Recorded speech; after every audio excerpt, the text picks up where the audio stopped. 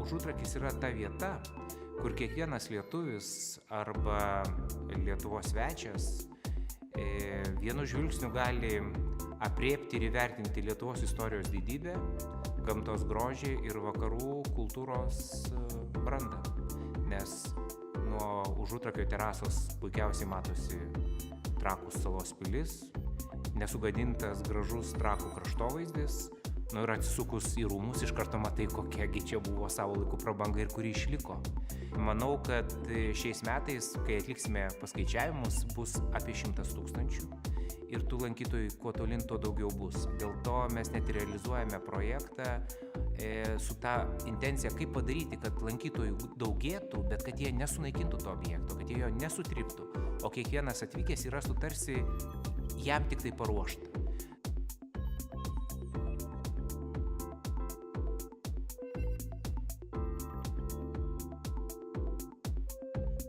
Vilniaus universiteto bibliotekos mokslinės komunikacijos ir informacijos centras pirmasis Saulėtekio slėnio statinys. Ateityje čia iškils 2 dideli mokslinių tyrimų centrai, Jungtinis gyvybės mokslų centras ir fizinių technologijos mokslų centras.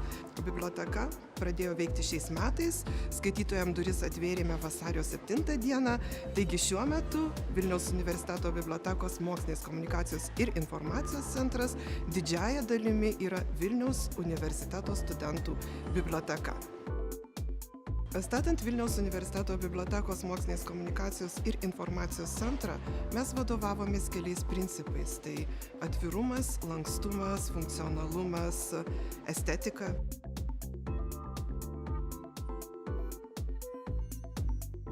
Čia atėjęs galiu jaustis kažkuria prasme šiek tiek tarsi savo namų bibliotekoje, kur viską tausoju ir saugau, tačiau kur man jauku, gera ir kur aš žinau, kad galiu daryti taip, kaip man yra malonu.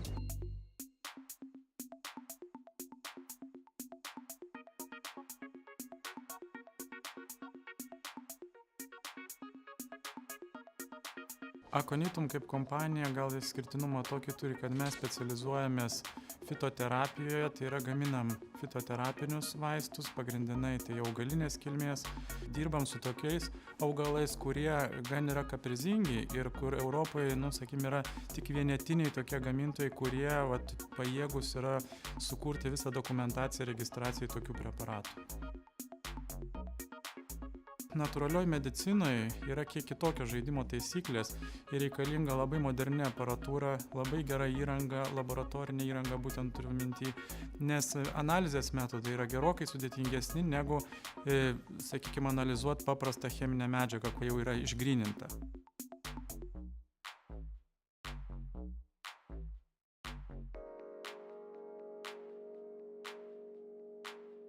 Man gražu viskas tvarkingai sutvarkyta, metalinės tvorelės, taip kaip parkas kaip Europoje.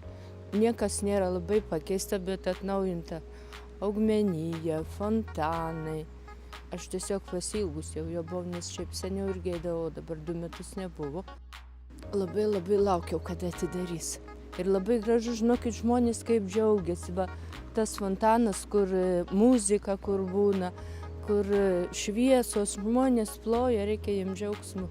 Kiekvieną dieną ateinu, nes einu į miestą per parką ir grįžtu per parką, bet jau trumpesnį keliu.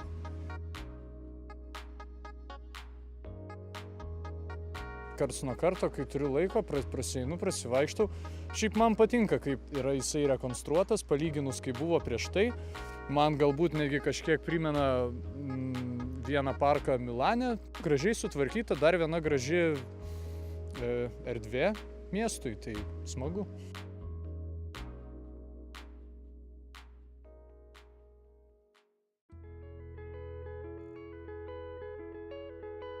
Labai Arginta kurta prieš 22 metus, garaže, sakysim taip. Per tą laikotarpį įsivystė į pakankamai didelę įmonę, kurioje dirba dabar beveik 250 žmonių.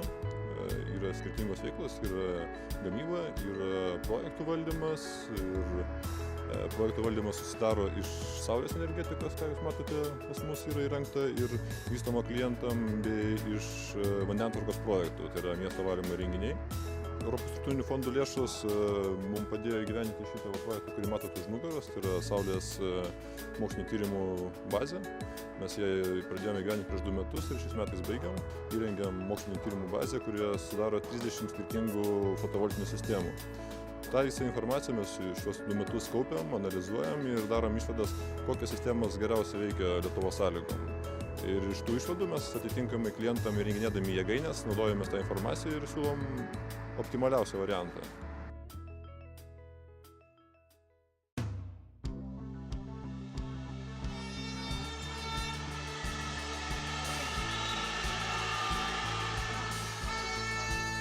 Žalgirio arena yra išskirtinė tuo, kad jinai yra geriausia arena Baltijos šalyse.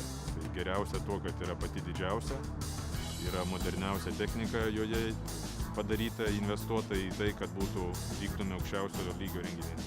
Iš esmės šitas statinys pakeitė Kauno gyvenimą, per 2 metus jame apsilankė apie 1,5 milijono žmonių ir pastoviai čia vyksta gyvenimas. Tai aišku svarbiausia, ką jisai davė, tai Europos čempionato finalą 2011 metais. Ir čia gyvena krepšinio klubas Žalgiris, kaip žinom, jisai persikėlė iš seno pastato, kuriam buvo 75 metai. Ir šiuo metu čia kiekvieną savaitę, kas 2 savaitę vyksta aukščiausio lygio krepšinis, tai yra Eurolyga. Miestiečiai čia gali ateiti, leisti laiką ir paskui visi po rungtynių gali švęsti pergalės mieste, leisdami laiką. Ir sakau, tai yra traukos centras kauniečiam, miestiečiam ir jis atgaivina tą visą mūsų centrą, kuris buvo šiek tiek apmiręs.